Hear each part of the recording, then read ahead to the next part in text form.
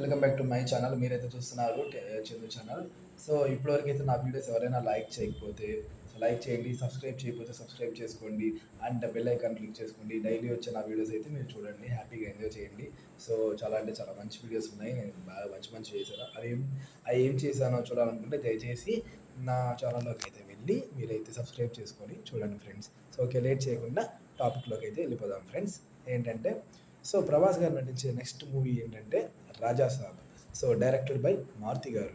So Maruti ఏంటి, ప్రభాస్ గారితో ఏంటి, డైరెక్షన్ ఏంటి అంటే ఇప్పుడు కల్కిని బద్దలు కొట్టారు రికార్డు.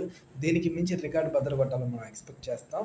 సో ఇదే టైంలో రాజా సాబ్ మూవీతో అయితే తెరకెక్కించబోతున్నారు మనకైతే చిత్రాన్ని. సో ఏంటబ్బా ఇది అని నేను అనుకున్నా, బట్ గ్లిమ్స్ అయితే ఈరోజు వదిలేరు ఫ్రెండ్స్. ఆ గ్లిమ్స్ అయితే చూశాను.